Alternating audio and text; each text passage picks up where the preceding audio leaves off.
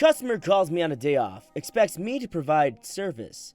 So I deliver sandwiches for a living, been doing it for almost 6 years now. Most of our customers order from the business during lunchtime, and some of those businesses keep their doors locked. Usually I'll end up calling them to come out to meet me. We do this for one of my regular-ish customers. We'll call him Winston. Winston is never happy with his service. Sometimes he calls him because we didn't put enough avocado on a sandwich. Sometimes he calls him because the driver didn't show him the respect he deserves, which probably means they tried to make eye contact or something, I don't know. Sometimes the food just costs too much. The GM put a note on Winston's caller ID not to give him any credit or anything because we don't want to reward people for finding new, innovative ways to be annoyed. This has led to Winston generally being left unsatisfied when he tries to complain. I delivered to Winston this last Thursday, and as per the usual, I called him and waited half an hour for the dried-up prune to make his way to the front door. Everything went fine, except the usual attitude problem. The fun didn't begin until Friday, which is my day off. I'm sitting in my pajamas trying to find a song I heard online a bit ago when my phone rings. I answer it, and what do you know? It's the sound of Winston's mouth breathing. Hello? Where's my food? What? My food's late! Okay, I'm not working today, but you can call the store. Of course you're working! You always deliver my food! Not on Fridays. This is where my patented okay method comes into play. Whenever I don't have anything to say, I just say okay. It's completely non-confrontational, it doesn't imply any deeper meaning, it doesn't imply that I will do anything for or against you. Well, I ordered 35 minutes ago and my food isn't here yet. Okay. He waits for me to continue, I don't. When are you going to be here with my food? I'm not going to be, am I? Because I don't work on Fridays. You don't get to disrespect me. Okay. I'm going to complain. All right.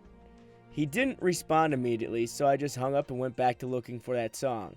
Later, I get a text from my coworkers. Apparently, when he called to complain about me, he threw such a hissy fit that he got blacklisted. One of the owners ended up taking the call, and she didn't like his attitude. This guy's defensive maneuver is amazing. It's just, it's like turtling in like Street Fighter. The guy insults him, he just, okay. I love that. I love that. The old man obviously was in the wrong. I've had an experience like this where it wasn't exactly like they weren't angry at me or anything like that.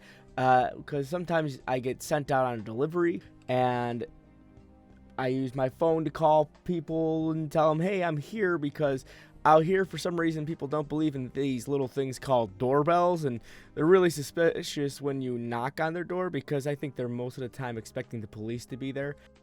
Telling the owner I don't work there. This happened a few years ago when I was unemployed and looking for a job. After a couple of months on unemployment, I was getting desperate and applying to just about anything I saw. I ended up interviewing at a local ice cream place for an assistant manager position, hoping it would pay enough for me to get off unemployment while I continued looking for something better. I was offered a job but ended up not accepting for various reasons. I did end up taking a job pulling Cat 5 cable. About 2 months after I started pulling cable, I got a call from the owner of the ice cream shop. I answered, and he began interrogating as to why I didn't lock up last night. He told me how irresponsible I was while not letting me get a word in edgewise. Finally, he stopped talking long enough for me to talk. The exchange went a little like this. I don't work for you. What? I didn't take that job. Oh. There was a long, awkward pause, and he just hung up. I'm still not exactly sure why he thought I took that job. I'm just a little curious how the manager got his number in the first place, outside of having to dig out and look at his resume, unless they communicated at some point in time. I don't know. It seems a little weird to me.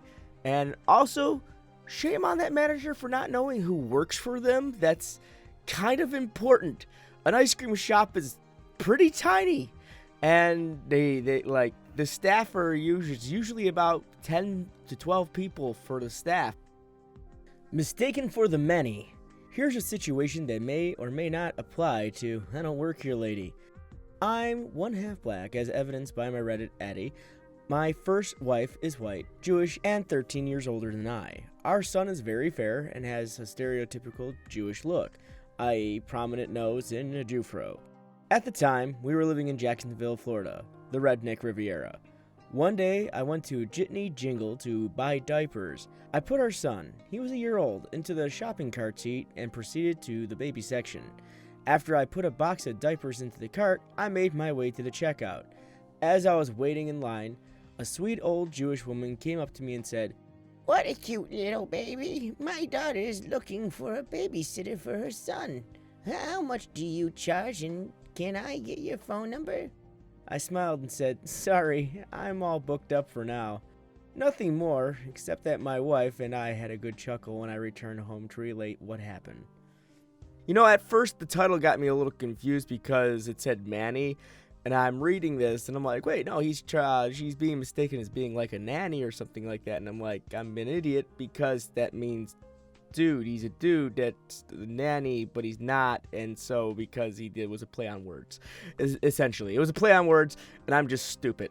So this was actually a sweet one. I really liked how he handled himself for this, and it was just an innocent question this little old lady asked him, and he went along with it, which is great, and that way no confrontation was actually made there, and it was good. It was good. I liked it. I hope you guys liked that. That one was, the response and everything was sweet. Good on him for taking the high road on that one. So those are the stories today. I'm sorry they're a little short, but that was honestly the best of the best that I could find in the subreddit today, and I wanted to share those with you. I thought they made me chuckle, and that last one was pretty endearing. I actually want to say the Manny one was my favorite, but number one was more relatable, personally, in my opinion. You guys not 100% here for my opinion. I want to know what your opinion is, so tell me that in the comments section below. I always look forward to them, and I always try to talk to as many people that put their comments in there as possible. So I thank you guys very much for following along. I thank you very much for watching. You guys have been great. You guys have been fantastic. If you're new here, don't forget that subscribe button. Don't forget to ring that bell icon. And if you don't hit that like button, a transformer will not show up to your house tomorrow. I can't say they will or won't, but it will not if you don't hit that like button. I'm just putting that out there. So thank you guys very much for watching. You guys have been great. You guys have been fantastic. And as usual, as always, my friends, stay frosty and keep moving forward.